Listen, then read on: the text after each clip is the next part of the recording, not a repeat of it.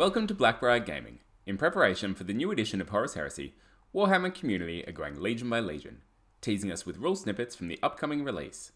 Today, we'll be looking at the 7th Legion, the Imperial Fists. Just a quick note before we get into it.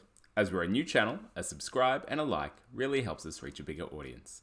So if you enjoyed the video, please hit those buttons down below. Imperial Fists. Not the biggest fan myself of the 7th Legion, the boys in yellow. I am, however, a huge fan of Black Templars, and of course 30k Imperial Fists include both the yellow kind, the one that sits there with the bolter and hides behind walls, but it also includes that crazy, slightly, black painted, wild, has a bit of faith by the Siege of Terror. Sigismund leading them, a bunch of crazy Templar brethren with axes and whatnot, charging towards the enemy and getting their fervor on. So it does have that cool aspect. So I'm a big fan of that. And the rules that we've seen today actually show us a Rite of War for that aspect of the Imperial Fists. But why am I not the biggest fan? So I'm not a huge fan of static armies. And traditionally, what we've seen in 40k Imperial Fists is they sit back with their big heavy weapons and their bolters and they go to town.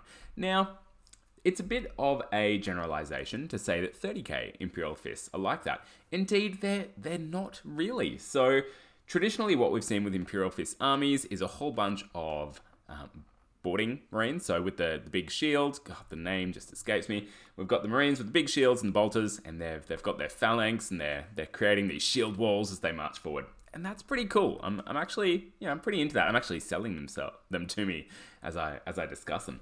And the other part is, of course, that a lot of their special units are part of this Templar idea, or are close combat orientated. So they are into charging. And in this way, they're both a balanced army and a bit of a confused army. And we see that a bit in the rules that we've got today. Now, when we look at the lore of the Imperial Fists, they were the defenders of Terra. The Emperor kept them nice and close in the later stages of the Crusade to build up the defenses back on Terra, and Dawn was responsible for preparing Terra for Horus's siege. And he does a pretty good job. And he then leads the defense in the Emperor's absence. He's too busy doing all psychic weird things. Dawn then leads this defense, and the Siege of Terra novels actually give you a really good look into what that looks like, and the amazing ideas and things and sacrifices that Dawn has to make. So the Siege of Terra novels have definitely maybe more of a fan of Dawn, whereas previously I saw him as this kind of just this boring goody two shoes kind of character. But look, he's growing on me. The whole Legion's growing on me. So they're there. They're waiting. They're hanging out on Terra. They sally forth a few times. You got the Battle of Fall as the obvious example. They have their long-running feud with the Iron Warriors, and that drags them out into making some pretty poor decisions both during and after the Heresy. So there's that little flaw to them, which I like. You've got to have a bit of depth to your legions. They can't just be perfect big yellow warriors that hang out on Terra and wait for the enemy to come to them before gunning them down. But that's look, not much more needs to be said about the Imperial Fist. They're stubborn, they're stalwart. Imagine a wall, a brick wall, and that's your Imperial Fist Legion. So let's get into their rules, and see how that's represented. So the first one here, and I'm going to do them a bit, I'm going to mix up the order of the rules that we've had presented. I'm going to start with the army-wide special rule, because I think that's more relevant and more characterful of the Legion before we get into the reaction and the Rite of War that we've got afterwards. So first up, let's look at their army-wide special rule, which is Discipline and Resolve. It reads, models with this special rule gain a bonus of +1 to all to hit rolls with any auto weapon or bolt weapon as part of any shooting attack, including as part of a reaction. This is huge. All right, super relevant for almost all of your units in your army if you kit them out to take full advantage of this special rule.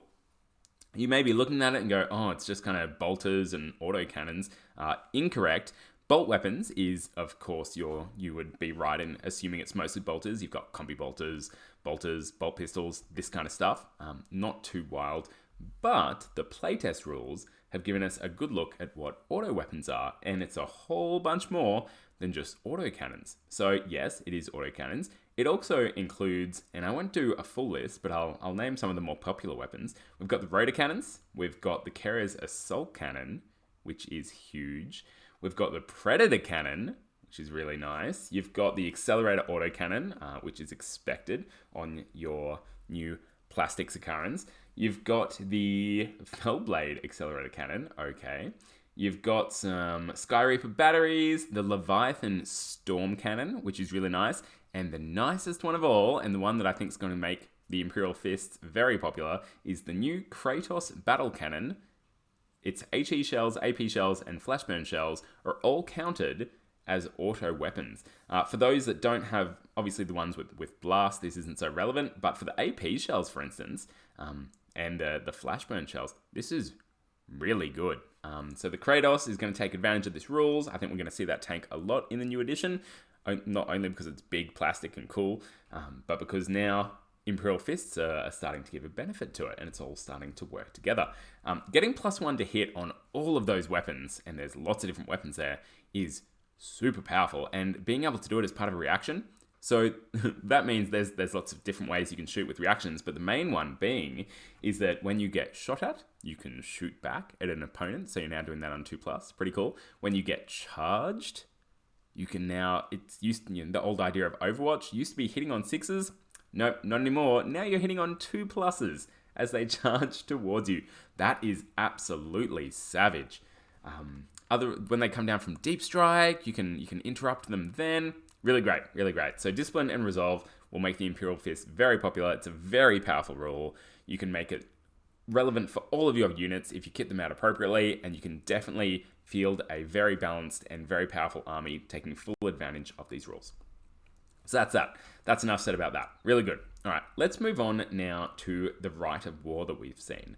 So the Rite of War, and this is where the Imperial Fists start to get a little bit confused. So they've got this amazing army-wide special rule, but the Rite of War that we've seen today is all based around the Templars, which are very assault-focused elite infantry. And that's all right. If you're super into the Templar idea, then you're going to be super keen for this. If you want to make the most powerful Imperial Fist army you can, you're probably not looking at this Rite of War. But let's talk about it anyway. So it reads, units of Templar Brethren may be taken as troop choices in a detachment using this Rite of War. So you can get lots of them in there and fill up your army organization chart. So all models in a Templar Brethren unit taken as part of a detachment using this Rite of War gain the Heart of the Legion special rule and the Line unit subtype.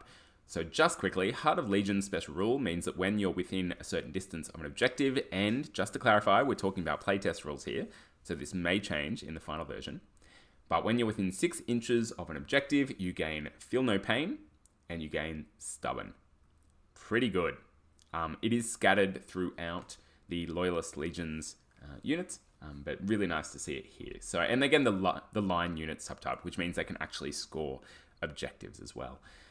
Makes the units really, really relevant, means you're more than happy to kit out your entire army with them because you can score with them, they get more survivable as they jump onto objectives, and they're stubborn as well, so they're not going to be running away nearly as much when on objectives. Really nice. Just a quick point about this Line unit subtype idea. It's nice to see GW really focusing towards more of the troop-heavy armies, so I want to see tactical squads in an army, right? That's what the Space Marines, that's what the Astartes are about. And this Line unit subtype is how Games Workshop is going to encourage more balanced and more narrative-driven armies that you would see by giving certain units this Line unit subtype and not giving it to certain elite infantry. Now, of course, if you want to run a bunch of elite infantry, then you go with one of these Rites of War, and then you can be all about it, and you don't have to worry about it. And that's fine. Next up, for the duration of any turn in which a unit of Templar Brethren taken as part of a detachment using this Rite of War disembark from a model, so they're getting out of a transport, all models in the disembarking unit gain the Rage 2 special rule. Not apply if you make an emergency disembarkation. So pretty much, if your Templar Brethren are jumping out of a Land Raider, they get to make +2 attacks on the charge instead of +1. Not hugely powerful, kind of niche and specific, but it's something. Means on the charge, you're gonna be doing some great stuff. Unfortunately, that doesn't meld nicely and doesn't go nicely with the reaction that we're about to look at, because they have to be in a transport and getting out of a transport to do it. So it's not going to work with the advanced reaction that the Imperial Fists have, which is a shame. So once again, just a bit of a confused Legion. All these rules are doing slightly different things and don't go beautifully together. So keep that in mind. But the last rule that we have here. So that's the Rite of War. That's the Rite of War. Just quickly, Templar Assault. If you're really into Templar Brethren, and I kind of am, I wouldn't go down that route just because I have spent the last 6 months collecting a Black Templar's army for 40k. But I'm sure they'll be super popular with people because who doesn't like the idea of Sigismund, who's an amazing model, and his Templar Brethren. It's cool. So next up, let's look at the final rule that we get today, and that is the best defense, which is the Imperial Fist advanced reaction. Stick with me, it's an absolute wall of text. It reads, this advanced reaction may be made once per battle during the opposing player's movement phase when an enemy unit ends a move within 10 inches and within line of sight of any models with this special rule, blah, blah, blah, blah, blah.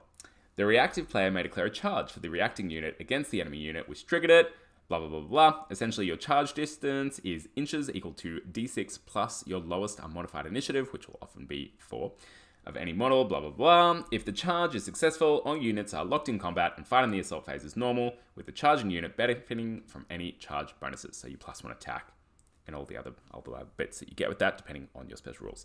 So essentially, what this means is that an enemy assault unit is moving in on your gun line. You've got all your Imperial Fists nicely in their little They're walled, they're lined up, they're taking the charge, and you've got this one really cool counter unit. Because remember, you can only use this once per battle. So you're not going to want to plan to use this on bunch of different units. But let's say you've got a Templar Brethren unit, for instance, that is noting that it can't be in a transport. So once again, doesn't work beautifully, but you've got a Templar Brethren unit hidden away in your lines, just waiting to do this really nice counter charge if an enemy gets too close.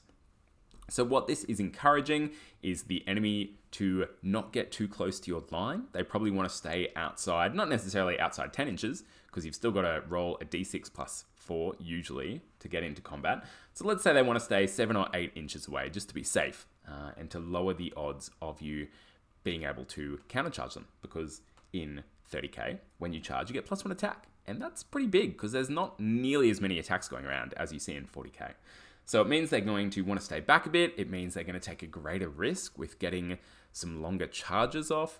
So this advanced reaction almost works as a bit of a deterrent to keep people away from your gun line that's taking advantage of the discipline and resolve rule to get +1 to hit on all your very multiple weapons.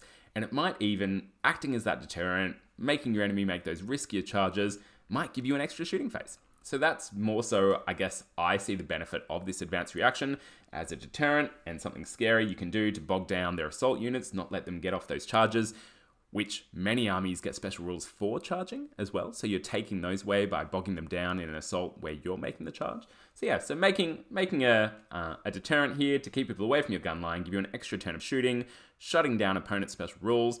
I don't think it's one of the more powerful advanced reactions. I think it's super useful for all the reasons that I just listed. I don't think it goes well with their army-wide special rule where they want to be shooting. It is what it is. Finally, I'll say it one more time. These 3 rules don't really go together. All a little bit confused. This Legion wants to be doing many different things, and it will be interesting to see how people build out their armies to take advantage of them, which rules they see as being better, which ones they want to take advantage of. But in the end, what it does allow you to do with your Imperial Fists is just build them the way you want to build them. If you want to have a really close combat focused army, great, go for it. There's a few rules there for you. If you want to have a shooting army, go for it. You've got rules too. So that is the Imperial Fists. Pretty good rules. Their army-wide special rule is the real standout there, Discipline and Resolve. I think we'll see that being very popular and come into play many, many times. And that brings us to the end of our Heresy chats for today. Thank you so much for watching. Let me know what you think about the Imperial Fist rules in the comments, and make sure to keep rolling those dice and getting hyped for Heresy.